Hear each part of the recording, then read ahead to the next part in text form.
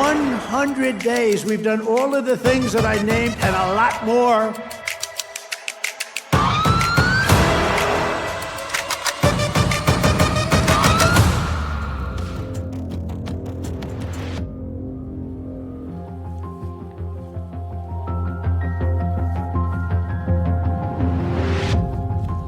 Hello and welcome to this very special episode. Today, in fact, is the 100th day of the second term of President Trump. His administration has been at the forefront of a lot of news, in fact. But there's one thing that one can say about the administration. It has been anything but predictable. And to celebrate his, eventful presidency, President Trump also spoke at a Michigan rally for 90 minutes, no less, viewers. And we're not going to take that long, but we're going to speak. The show is now going to be about for the next 60 minutes, where we will decode what really have been the big pluses and minuses as far as the Trump presidency is concerned. But first up, we've got to hear the man of the moment, President Trump, whose 90-minute speech was as much about political messaging as it was about administrative, and was meant as much for his domestic core audiences as it was for global foreign leaders. Everything from high tariffs on Chinese goods to the president junking the polls that showed his falling ratings were touched upon. You've got to listen into the man of the moment. We come back and decode that and a lot more. In 100 days, I've taken more than 1,000 executive actions, but we're ending the inflation nightmare, the worst that we've had probably in the history of our country, getting woke lunacy and transgender insanity the hell out of our government. We're saving the American dream. We're making America great again, and it's happening fast. We also terminated the clearances of the Biden crime family and Joe Biden himself because he's corrupt. I've already proudly imposed a 25% tariff on all foreign automobiles, any foreign car, like they do tariff. This is going to create more jobs in this. They're coming from all over the world to see you, President. They're coming from India. They're coming from France. They're coming from Spain. Yeah, they're coming from China, too. Yeah, they're coming from China. They're coming from all over the world to see you, President. They want to make a deal. In 100 days, we have delivered the most profound change in Washington in nearly 100 years. I read an editorial today that this is the most consequential presidency in history. How about that? It really is the most consequential presidency in recent times, simply because so much has been done in the last 100 days itself. And NDTV's rolling coverage of 100 hours of Trump 2.0 and the 100-day milestone it has touched has covered all major aspects of the Trump administration, from trade to immigration to the much talked about Signal Gate, where sensitive war plans were leaked on messaging platforms. Over the course of the next 60 minutes, viewers, we will focus on how New Delhi has been able to navigate the uncertainties of the Trump administration and what's the roadmap ahead for this relationship. I'm going to first start by talking about some of the highlights of the administration, the key numbers. If one were to really talk about Trump administration in numbers, that's a graphic point we have for you to really tell what all his administration has been able to achieve. 200 plus lawsuits is what this administration is facing. 42% is the approval rating, which many say is the lowest for any president in the last 70 years or so. 280,000 is the kind of deputation that 139,000 is the deputation. 280,000 is the number of federal government employees who've been sacked. Over 100 media interviews and interactions. 17 foreign leaders hosted, including that famous or infamous meeting with Zelensky in the Oval Office. 143 executive orders signed, only 5 bills passed. So you can see how this presidency has really shaped up. And if we have those executive orders, we can put out some of those details as well. We can keep playing that. And the other important bit I want to show is the 8% fall in the S&P index that has happened since President Trump took over. That really covers the gamut of all that this presidency has touched upon, and which is why let me now quickly welcome my guest joining me this evening, Elizabeth Threlkeld of the Stimson Center, joining me live from Washington, D.C., and Mr. Danny Gaekwad joining us from Florida to talk about the U.S.-India relationship, the hits and misses. Thank you so much, both of you, for joining in. And in fact, Elizabeth, let me start with you. if one were to talk about the US-India relationship at a time when many feel that traditional American allies seem to have got a far more rotten deal as compared to New Delhi, where there is stability and more consistency? Yeah, I think that's right. Looking back at the past 100 days, it really has been a bastion of continuity, I would say, in terms of the U.S.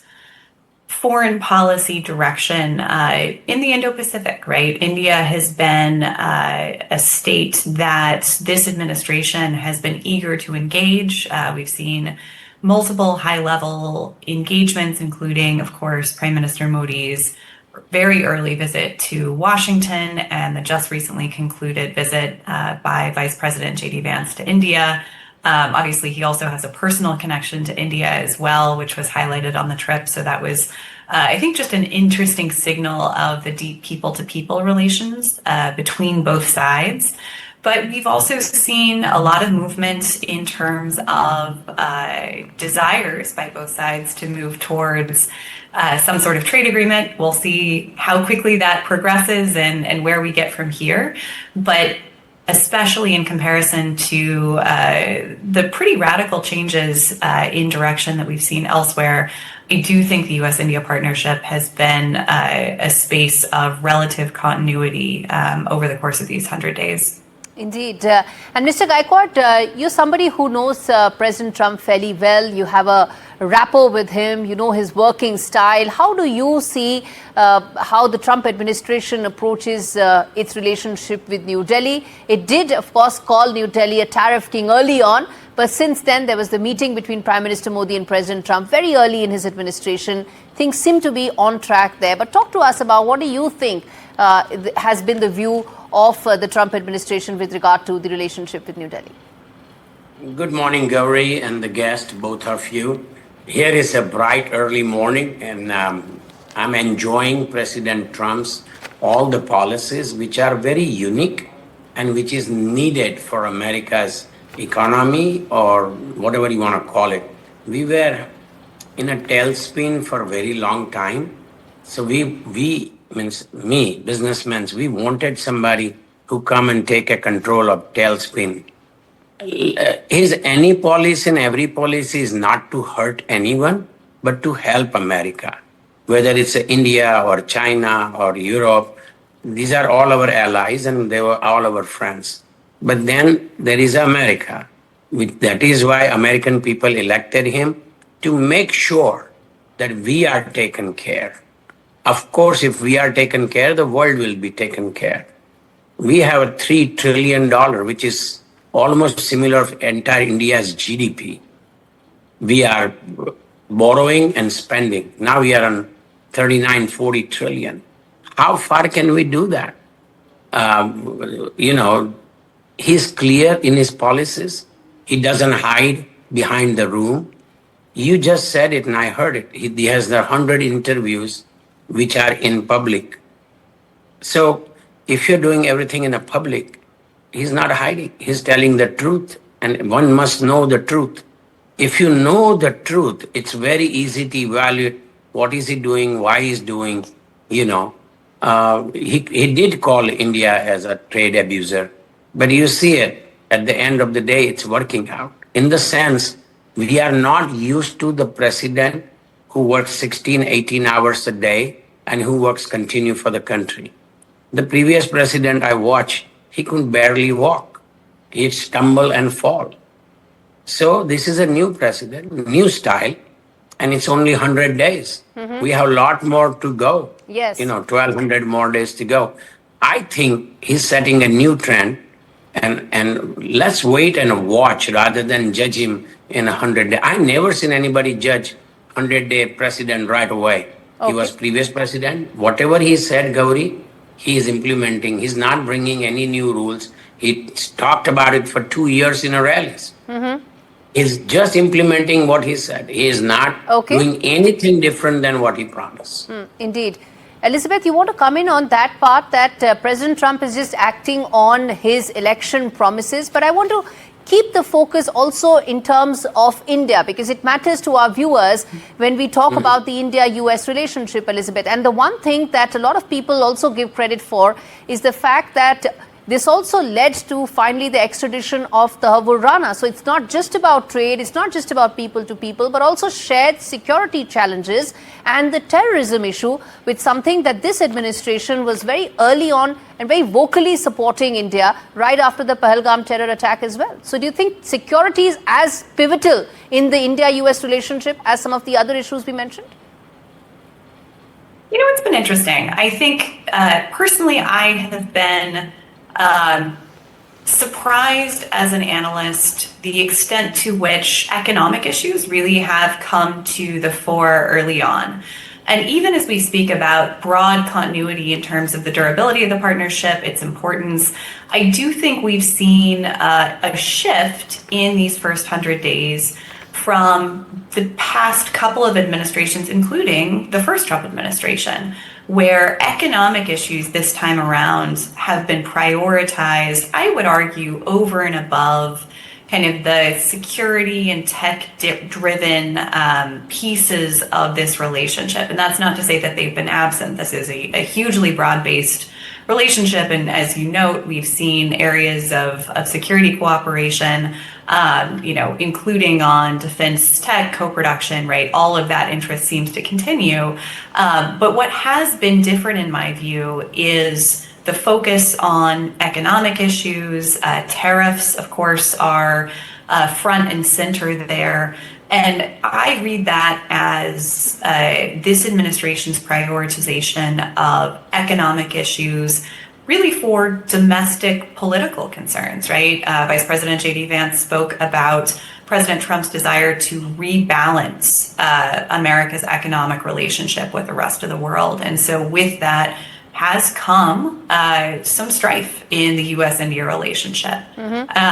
The other piece of this as well that we haven't touched on is immigration. And we've seen the visuals of those deportation flights going back, right? That's a hugely politically sensitive topic.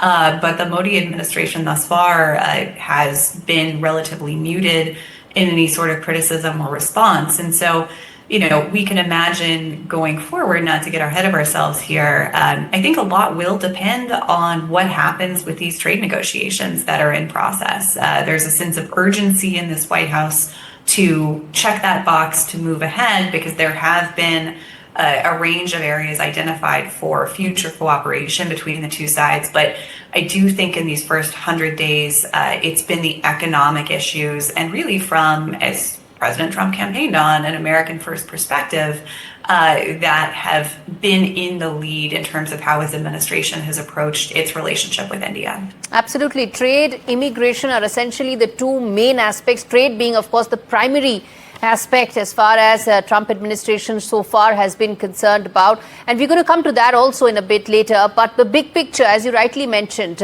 the broader relationship, the technology aspect of it, tech flows, defense, those are the other larger pieces, and the geopolitical goals and alignment as well. Given the fact this year, a Quad will be hosted by India later this year, and it will, of course, host the heads of state meeting as well. Very quickly, before we slip into that break, Mr. Gaekwad, let me bring you in on some of these aspects. What about the technology aspect, the geopolitical aspect? Do you think all of that is not at front and center, and it is trade that is really the primary issue through which, or the lens through which, relationships are being viewed by the Trump administration? So let's talk about security, which is paramount for any country. It was shame that so many people were slaughtered, and it has shaken the India, and also we are almost come on the brink of war. Imagine just one incident. So geopolitical is so much connected with America. If America and India do the perfect cooperation in intelligence and all that, America is very ahead in the Pakistan region.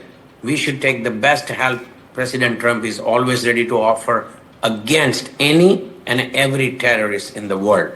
So that is the first thing. Second, as you mentioned, immigration is important, but it is not the paramount, because every country has its own right. But I think, me being a tourism guy for state of Florida. I was chairman of state of Florida tourism called Visit Florida. If there is no security, there is no tourism. There is no local tourism. There is no domestic tourism. There is no international. It will hurt India most than anything else. So in my mind, it's very important that America is our best ally to the India as of today. Okay. For the intelligence and have a geopolitical relationship. You have China knocking your doors in 21, attacked India on the northern region. Now you have Pakistan. We have a lot more problems than we can handle. All right. Okay, I'm going to slip into that very short break, come back and talk more on this, along with, of course, defense cooperation. That is another key area of focus between the two countries, along with technology priorities. Stay with us. Rolling coverage of 100 days of Trump 2.0 continues right here on NDTV.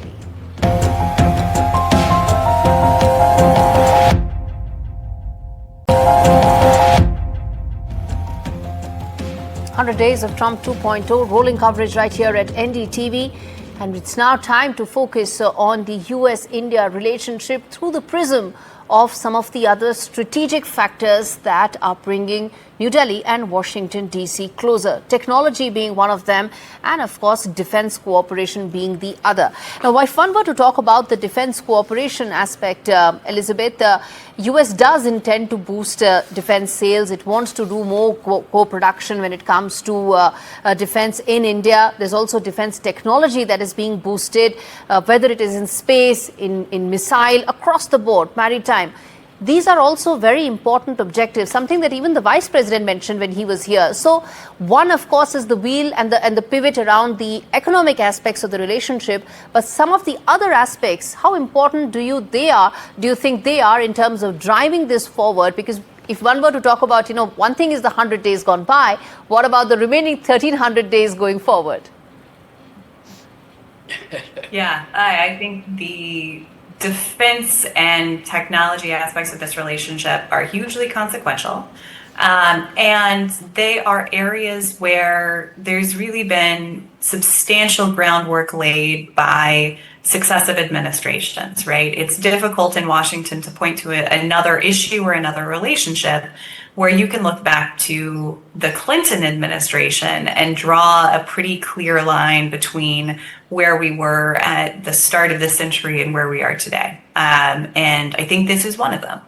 And, the challenges that we face in that space are on the Indian side, a desire for greater transfer of technology. On the U.S. side, continued sensitivities over ITAR and kind of meeting expectations, right? Getting to a place where both sides are able to move forward with some of these really consequential co-production deals. For example, we're talking about new procurements and co-production for the Javelin, for the Stryker. These are systems that had been under discussion in the previous administration as well. And I think, one thing I would highlight in this space is the urgency and the sense of speed that this administration in the U.S.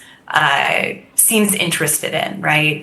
This doesn't strike me as a time when, continual many months, many years of back and forth is the need of the hour. And so there could be a degree of urgency to make material progress on these deals. And I think that's something that has been taken on board within the Indian system, but just has been a perennial source of some frustration, the speed with which these things move.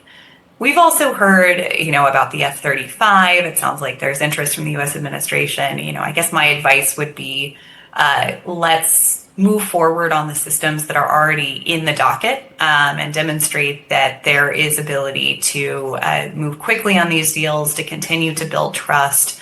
But those deals, that additional source of investment from Indian companies to the U.S., this administration has been very clear that they are seeking additional Indian defense procurements from the U.S.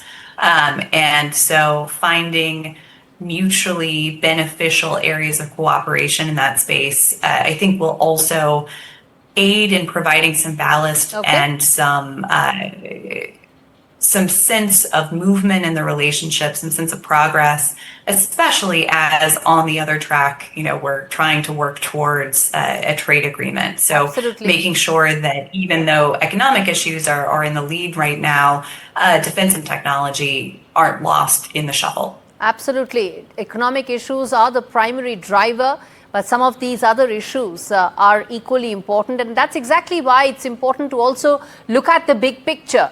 While trade, economic policies, the tariffs have really dominated conversations here in India as well when it comes to the relationship with the US, some of these other important factors are equally a priority for India. And Mr. Gaekwad, let me then ask you about the tech flows of it. As an investor, as an entrepreneur, how much do you think the shift towards having more production lines in India because of a factor led by an exodus from China maybe, how much of that do you think will be a catalyst when it comes to the tech flows between India and the US? So you ask very, very vital question. It's always in my mind. Imagine if China is not your production ground, who is the one next frontier? So instead of we nitpicking what I make and what I lose, we need to see a way broader picture and see how we can cooperate, which area we cooperate. Technology, India dominates in the world. If we take advantage of technology and put aside little petty things, which matters to America, which also may matters to India, this is the greatest opportunity. We are top in a pharmaceutical, we are top in a technology, we are dominating that. Yes, we do not have bulk drugs, but we are one of the largest generic medicine manufacturer in the world. So, and now the technology, yes, semiconductors, conductors, if they are coming on India's way, it will change India's surface. We see what happens. Media focuses on issues which are sometimes very necessary and sometimes very unnecessary. The country should focus, not what media focus. Country should know what is the benefit in me, where the Trump's policies are aligning. If we fight policies, it's not going to help. But we need to see where advantage can. Once you become a better partner, and we are, Okay. India's number one partner is America. Remember, and America's top 20 partner is not even India. So we have the most opportunity to be taken care. Yeah. Technology is a paramount. Pharmaceutical is that. Textile is there. So opportunity is God given. America want to get away from China. We should be the second alternate, nobody Yes. else. And this is the opportunity we need to grab. All right.